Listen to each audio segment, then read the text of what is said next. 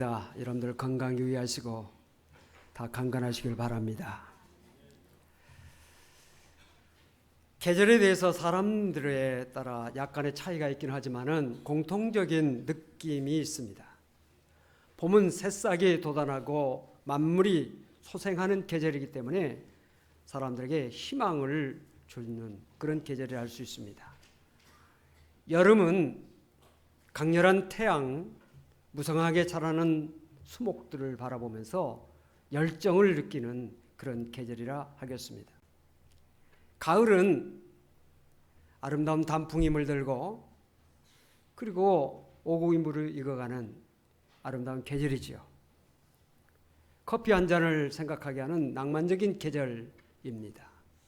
또 한편 낙엽이 지는 모습 속에서 허무한 느낌을 갖는 계절이기도 합니다. 겨울은 어떻습니까? 세계적인 드라마 왕자의 게임에서 겨울이 오고 있다, 긴 밤이 시작된다 라고 하는 표제가 시청자들의 관심을 끈 것처럼 겨울은 사람의 마음에 뭔가 두려움을 느끼게 하고 마음을 긴장하게 하는 계절이라 그렇게 생각할 수 있습니다. 오늘 본문 말씀은 사도 바울이 디모데에게 보낸 개인적인 편지입니다.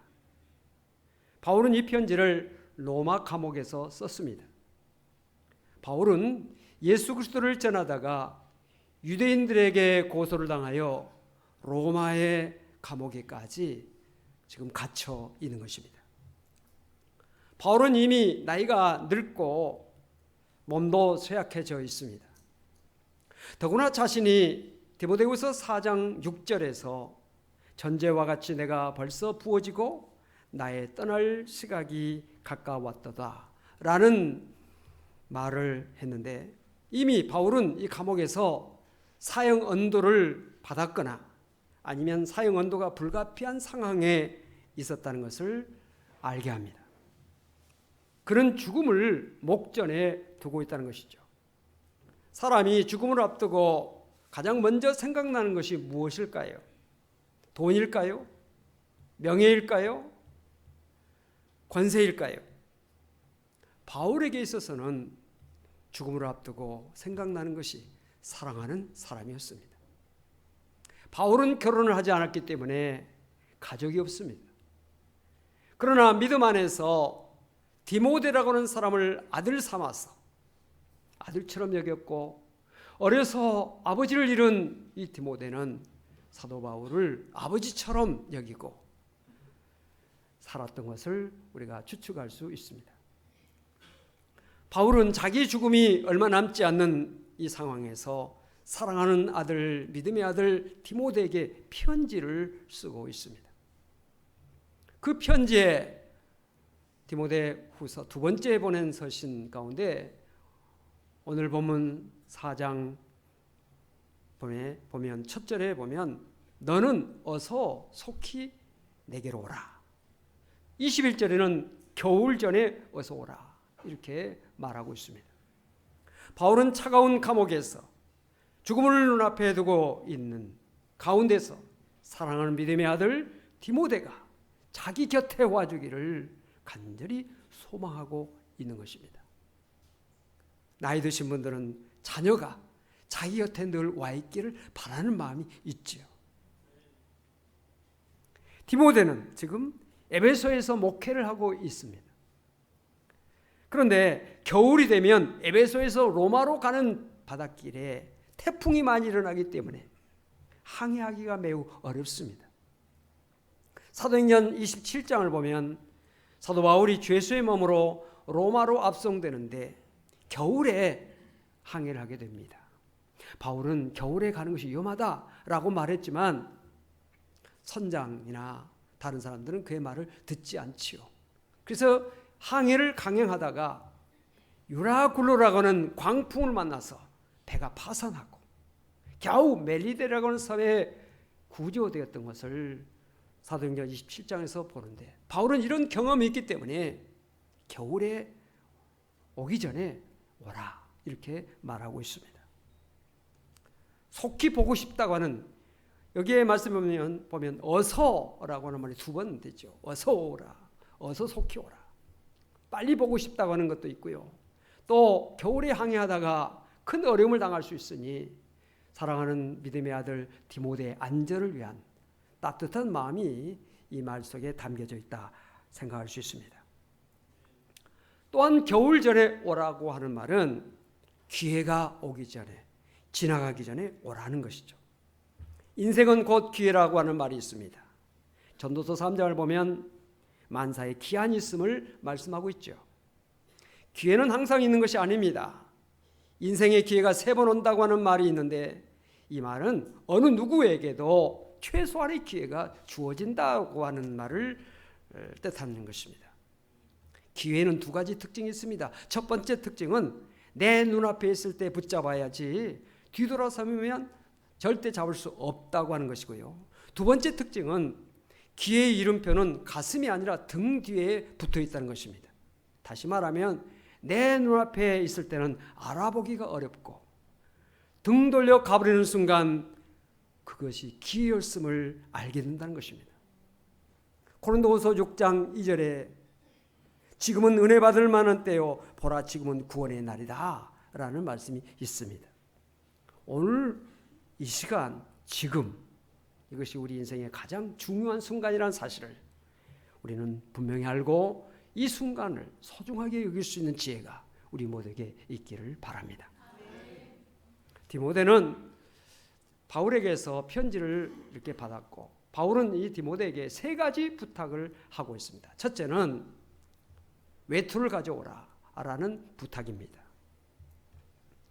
어둡고 차가운 그 로마 감옥에서 겨울을 지내기 위해서는 외투가 필요했을 것입니다. 그 외투는 그가 평소에 입었던 옷으로서 드로아 가보의 집에 보관되어 있는 옷입니다. 옷이라고 하는 것은 사람의 어떤 신분과 품위를 나타냅니다. 특별히 외투는 바깥에 입는 옷으로 부분을 가리는 옷으로서 추위를 막아주죠. 사람들은 사랑하는 사람에게 옷을 입혀주고자 하는 그런 마음이 있습니다. 뭔가를 덮어주고 싶은 마음이 있죠. 잠자는 아이가 이불을 차당기고 있을 때 이불을 가져다가 덮어주는 어머니의 그 따뜻한 사랑의 마음을 우리는 생각하고 혹시 추울까 옷을 입혀주죠. 부끄러울까 봐 좋은 옷을 입혀줍니다. 야곱은 그의 아들 가운데서 가장 사랑했던 요셉에게 채색 옷을 입혀줬다. 창세기에 나오고 있습니다. 사도 바울이 로마에서도 얼마든지 외투를 마련할 수가 있었겠죠. 부탁해서 가져오기도 할 수 있고 살 수도 있었을 것입니다. 굳이 드로아 가보의 집에 있는 외투를 가져오라고 하는 이유는 그 외투에 특별한 의미가 있지 않았나 생각을 하게 됩니다. 이 외투를 어느 성도가 손수 만들어서 바울에게 입혀줬거나 아니면 사서 입혀준 옷일 수 있습니다. 사랑이 담겨있는 옷은 비록 낡고 빛이 바랬다 할지라도 고이 간직하고자 하는 마음을 갖게 하지요. 또 이 외투에는 바울이 복음을 전하다가 붙잡혀 매를 맞을 때나 맹수에게 공격당했을 때 흘린 피자국이 거기에 있을 수 있습니다. 바울은 성도들의 사랑이 담기고 복음을 위한 고난의 흔적이 묻어있는 이 외투를 입고 로마의 추운 겨울을 나기를 원했던 것입니다.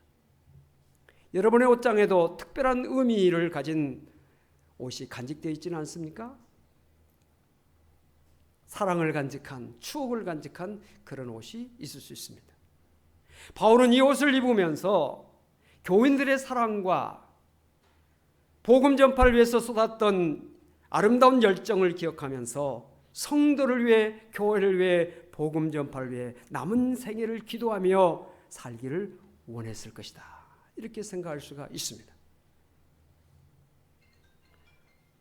바울은 디모데에게 2번째 부탁을 합니다. 그 부탁은 책을 가져오라는 부탁입니다. 이 책은 보통 책이 아니라 가죽 종이에 쓴 책입니다.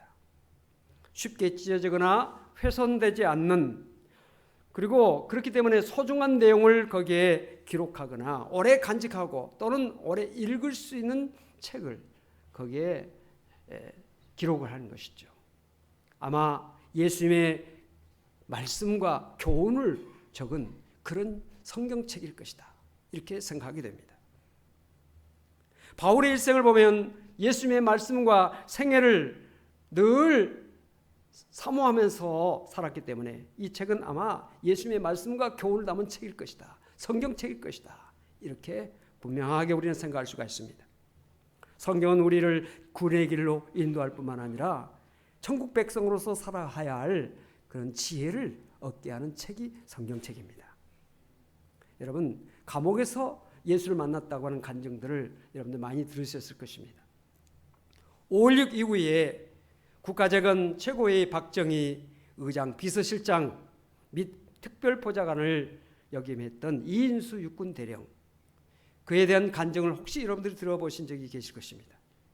이인수 육군 대령은 양심적이고 참신한 정치인에게 정권을 인양해야 된다라고 하는 것을 주장하다가 사형 선고를 받았습니다. 그래 감옥에 갇혔죠. 사람들은 절망적인 순간에 하나님을 찾기 마련입니다. 그는 사형 선고 언도를 받고 사형을 기다리는 교도소에서 성경을 읽기 시작했습니다. 그는 성경을 무려 50번이나 읽었습니다. 그랬는데 놀랍게도 사형수에서 무기수로 감형을 받았습니다. 성경을 다시 20번을 읽었는데 이번에는 무기수에서 15년형으로 감형을 받았습니다. 성경을 또 30번 읽었더니 15년형에서 완전히 사면되어서 자유의 몸이 됐습니다. 그는 이런 간증을 하면서 자기의 간증과 더불어서 고재봉에 대한 간증을 그는 꼭 빠뜨리지 않고 말했습니다. 1963년도에 이덕주 중령 일가족 6명을 도끼로 찍어서 죽였던 이 살인마 고재봉, 아마 여러분들 기억하실 분들이 계실 것입니다. 너무 유명한 사람이죠. 이 사람과 감옥에서 3개월 동안 같이 있는 기간이 있었는데 이 고재봉이가 감옥에 들어올 때 이 교도소장이 그가 갇혀있는 감방을 들여다봤대요. 반대 갑자기 이 고재봉이가 손가락으로 꽉 눈을 찔렀는데 유리가 깨져가지고 실명당할 뻔했다는 것입니다. 그래서 사람들은 고재봉을 아주 두려워하고 꺼려했습니다. 감옥에서도요. 근데 어떤 집사님이 기도하면서 계속 고재봉에게 복음을 전하라, 전도하라는 그런 하나님의 어떤 음성을 들었어요. 그래서 감옥에 찾아가가지고 고재봉을 면회를 신청했는데 처음에는 안 한다고 하는데 계속 하니까 만나준 겁니다. 그를 붙들고 눈물로 기도하면서 예수 믿으라고, 예수 믿으라고. 받아들이지 않죠. 수없이 찾아갔는데 어느 날 성경을 줬는데 면회를 또 안 하겠다는 거예요. 근데 그 후에 또 했더니 만나준대. 혹시 내가 성경 줬는데 성경 읽었냐고 고개를 끄덕이더라는 거야. 정말 읽었냐고 했더니 3번 읽었다고. 깜짝 놀랐어요. 고재봉은 성경을 3번 읽는 동안에 회개한 겁니다. 그가 성경을 읽으면서 너무 하나님의 은혜에 대한 생각을 하고 후회하는, 어느 날 갑자기 감옥에서 큰 소리로 울면서 기도했다는 것입니다. 내가 어렸을 적에 우리 동네에 교회가 있었는데 그 교회 다니는 사람들이 내게 예수를 알려줬더라면 예수를 믿고 이런 죄를 짓지 않았을 텐데, 내가 예수를 일찍 믿었더라면 이런 죄를 짓지 않았을 텐데, 통곡하면서 소리치면서 울면서 기도했다는 것이죠. 그러고 나서 감옥에 있는 사람들에게 전도하기 시작했습니다. 교도관에게 요청해가지고 방을 좀 바꿔달라고. 방을 바꿔주면 이 고재봉이가 들어가면 사람들이 긴장을 하고 깜짝 놀래가지고 두려워하는 것이죠. 그런데 이 고재봉이가 그 사람들 앞에서 찬송을 하는 겁니다. 사람들이 놀라죠. 기도하는 겁니다. 성경을 펼쳐놓고 큰 소리를 읽습니다. 사람들이 놀라, 이 사람이 이상하다. 계속 그렇게 하니까, 그리고 찬송하게 하니까 처음에는 억지로 하다가 나중에는 정말 그들이 주님을 찬양하고 말씀을 듣고 기도하는 사람들이 변화되어서 그 감방에 있는 2,000명 가운데서 1,800명을 고재봉에 전도했습니다. 찬송이 그 교도소 안에 가득 찼다는 것입니다. 어느 날 고재봉 전방 소리가 들려왔습니다. 전방이라고 하면 방을 옮긴다는 뜻인데, 사형수에게 있어서 전방은 사형장으로 가는 것을 의미합니다. 철장 밖으로 사람들이 손을 내밀면서 고재봉을 향해 손을 내밉니다. 손을 붙잡아주면서 뭐라고 얘기합니까? 예수 잘 믿어. 나가면 교회 꼭 다니고 고용 잘 가요. 고용 잘 가요. 감옥 안이 눈물바다가 됐다는 것이죠.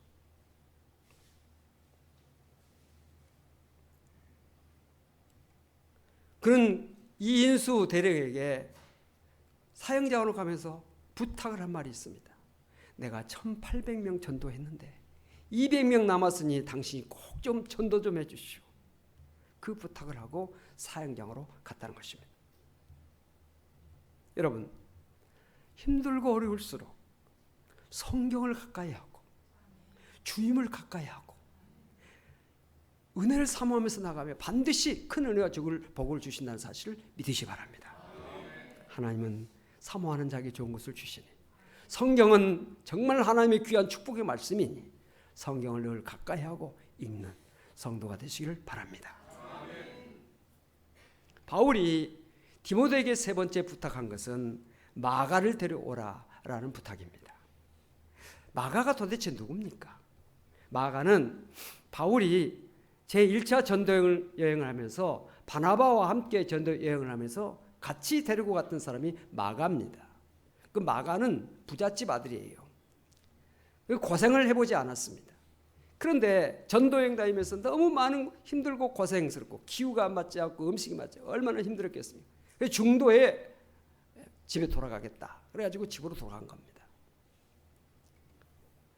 두 번째 전도여행 할 때 바나바가 말합니다. 마가를 데려갑시다. 바울은 안 된다. 저렇게 의지가 없고 중도에 저렇게 돌아가 버린 사람은 전도여행을 망칠 수 있으니 안 된다. 그래가지고 바나바는 데려가자. 바울은 안 된다. 이래가지고 두 사람이 다툽니다. 성경에 보니까 심히 다투었다. 얼마나 다퉜길래 성경에 심히까지 쓰여져 있겠습니까? 우리가 주의를 하다가 다툴 수가 있지요. 결국 바울은 실라를 데리고 전도여행을 떠났고 바나바는 마가를 데리고 다른 길로 가게 되죠. 이 내용이 사도행전에 나오고 있는데, 이렇게 해서 이 바울과 이 마가는 이렇게 관계가 끊어지게 되죠. 그런데 지금 바울이 지금 감옥에서 이 마가를 데려오라 이렇게 말하고 있는 것입니다. 아마 바울은 마가가 열심히 이 바나바를 따라가서 전도도 했고 그 후에도 열심히 복음 전하는 일에 힘썼다는 것을 듣고 알았을 것입니다. 그리고 내가 2차 전도 여행 때 마가를 데리고 가지 말라고 그렇게 내가 고집했던 것이 내가 잘못이었구나 하는 것을 알았을 것입니다. 그래서 후회했던 것이죠. 그래서 자기가 지금 갇혀있기 때문에 갈 수는 없고 데려오라는 겁니다. 관계의 복을 회복하기를 원했던 것입니다. 우리는 이 두 사람이 서로 만나서 관계를 회복했을 것이다, 또는 회복하지 않았을 것이다 확인할 수는 없습니다. 왜? 이 편지가 바울의 마지막 서신이기 때문에 그 내용을 알 수는 없습니다.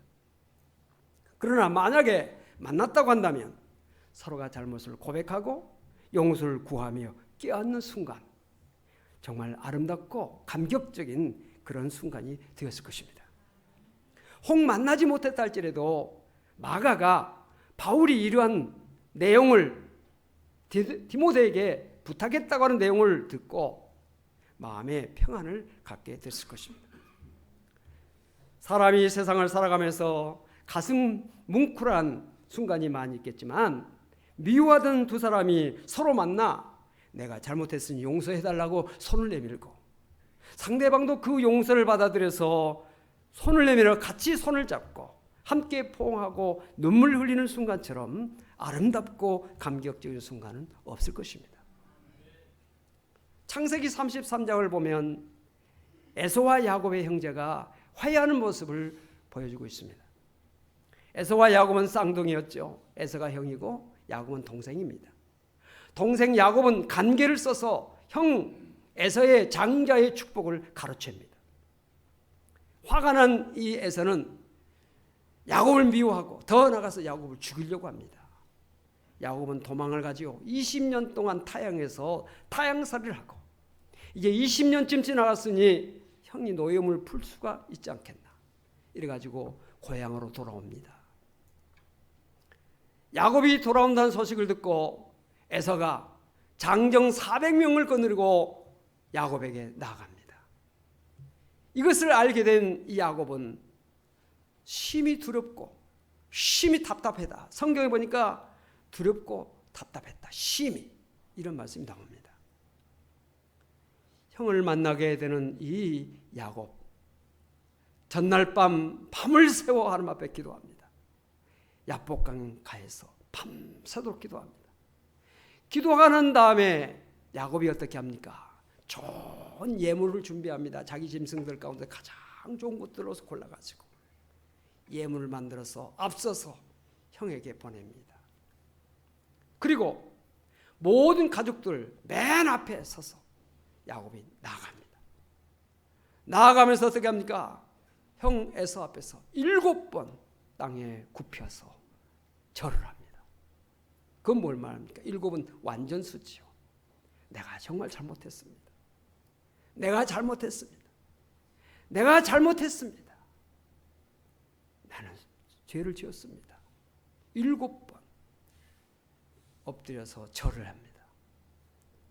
진심으로 사과하고 진심으로 후회하고 진심으로 회개를 하고 진심으로 잘못을 구하는 이 에서, 이 야곱을 바라보는 이 에서는 어떻게 합니까? 달려갑니다. 달려가서 야곱의 목을 안고 얼굴을 맞대고 눈물을 흘리며 울면서 포옹을 합니다. 이것이 창세기 33장에 나오는 에서와 야곱 형제의 화해의 모습인 것입니다. 얼마나 이 모습이 아름답고 감동적입니까?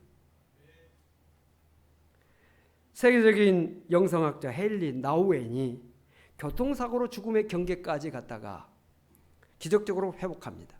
그러고 나서 책을 하나 썼는데 거울 너머의 세계라는 책입니다. 그 거울 너머의 세계라고 하는 책에서 그는 이렇게 말하고 있습니다. 산다는 것보다 죽는 것은 더 중요한 의미가 있다. 죽을 때 나도 죽음으로부터 자유해야 하지만 내 죽음을 통해서 나와 관계 맺은 모든 사람도 자유해야 한다. 나에게 상처를 주고 억울하게 만들고 나에게 섭섭하게 했던 그 사람들까지도 풀어주어서 내가 죽은 이후에 그들이 자유를 가질 수 있도록 만들어주는 것은 죽음에서의 또 하나의 해방이다. 내가 남과 화해하고 죽는 것은 내게도 자유이지만 그 사람을 용서하고 죽는 것은 그 사람에게도 자유를 주는 것이다. 바울은 인생의 마지막 순간 마가를 불러서 그에게 용서를 구하고 그에게도 또한 자유함을 주고자 한 것입니다. 사랑하는 성도 여러분, 인생의 겨울은 우리가 원하든 원하지 않든 다가옵니다. 머지않아 우리 모두 하나님 앞에 서게 될 것입니다. 슬기로운 다섯 처녀처럼 기름을 준비하는 사람이 되어야 하겠습니다. 땅에서 풀면 하늘에서 풀린다고 그랬습니다. 우리에게 기회가 주어졌을 때 하나님과 사람 앞에 해야 할 일을 하는 슬기로운 성도가 될 수 있기를 바랍니다. 인생은 조금 미루다가 영원히 미완성으로 그치는 일이 많습니다. 한 번 기회를 놓친 것이 영원히 기회를 놓치는 일이 될 수 있습니다. 어제는 이미 지나간 시간이죠. 내일은 아직 오지 않는 시간입니다. 그렇다면 오늘은 내가 뭔가를 할 수 있는 시간입니다. 지금이 바로 최고의 기회인 것입니다. 지금 당장 시작한다면 인생에 결코 늦은 것은 아닙니다. 회개도 기회가 있고 성공에도 기회가 있습니다. 주어진 기회를 붙들지 못하면 그 기회는 내 것이 될 수가 없습니다. 사랑하는 성도 여러분, 겨울이 시작됐지요. 그러나 아직 우리 인생의 겨울은 아직은 아닙니다. 곧 다가온다. 우리가 하나님 앞에서 연말을 보내면서 또 새해를 우리가 맞이하면서 새로운 마음을 가지고 복된 한 해를 열어가기 위해서 우리가 한 해를 마지막 아름다운 마무리를 짓는다면, 유정의 미를 거둔다면 새해는 더욱더 복되고 아름다운 축복으로 열리게 될 줄로 믿습니다. 여러분, 인생의 겨울은 곧 옵니다. 하나님 앞에 멋진 삶을 사는 우리 모두가 되어지길 바랍니다. 기도하십시다. 잠시 동안 말씀을 묵상하면서 기도하기를 원합니다. 내 인생의 겨울이 다가오기 전에 이 시간이 가장 귀한 시간이고 내게 정말 하나님께서 주신 축복의 기회인 것을 알게 해주시고 슬기로운 다섯 처녀처럼 하나님과 사람 앞에서 지혜로운 선택을 할 수 있는 우리가 되기를 원합니다. 말씀을 붙잡고 잠시 동안 묵상하며 기도하겠습니다. 주님 역사해 주시옵소서. 오 주님, 오 주님,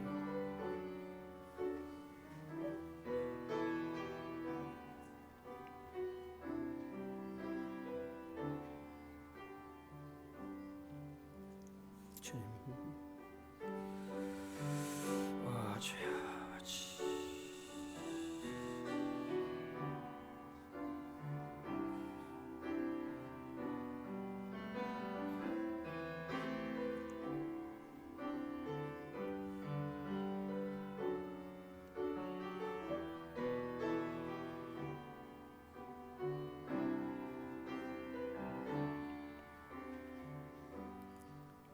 하나님 아버지, 저들은 너무나 어리석습니다. 쓸데없는 고집이 많습니다. 내 체면을 하나님보다도 더 크게 생각하고 이 세상 것을 영원한 세상보다 더 크게 생각하는 어리석음이 있습니다. 저희들에게 지혜를 주시옵소서. 주님을 바라볼 수 있는 지혜를 주시고 천국을 바라볼 수 있는 눈을 열어 주시옵소서. 주님, 겨울이 오기 전에 너는 어서 속히 오라고 바울은 디모데에게 간절히 요청하고 있습니다. 주님, 우리 마음속에 주님을 향한 믿음이 더 커지게 하시고 참으로 우리들 마음속에 꼭 해야 될 일을 할 수 있는 결단과 용기와 능력을 주시옵시기를 간절히 바라고 원합니다. 어찌 우리가 이렇게 어리석은지, 어찌 왜하여 우리가 이렇게 부족한지 탄식스러울 때가 참 많습니다. 그러나 주님의 능력을 믿고 성령의 능력을 믿고 하나님의 사랑의 손길을 저희들이 분명히 믿습니다. 우리 한 사람 한 사람을 붙들어 주시고 인도하여 주옵소서. 믿음에 바로 서지 못했던 거 용서해 주시고 주신 직분 사명 하나님 앞에 제대로 감당하지 못했던 것도 용서해 주시고 용서하지 못한 것도 저희들이 참으로 하나님 앞에 회개합니다. 용서해 주시옵소서. 사랑하지 못했던 거 용서해 주시고 이해하지 못하고 용납하지 못했던 것도 주님 용서해 주시옵소서. 이 해가 마지막 저물어가고 있는데 해결하지 못하고 한 해를 마감하는 그런 일이 없도록 주님 저희들을 붙들어 주시고 인도해 주시옵소서. 내 사랑 가족들에게 손을 펼치지 못했던 거 용서해 주시고 내 친구들에게, 내 이웃들에게 손길을 내밀지 못했던 것 주님 용서해 주시옵소서. 주님, 이 해를 보람있게 유종의 미를 꼭 거둘 수 있도록 저의 마음을 이끌어 주시고 함께하여 주옵소서.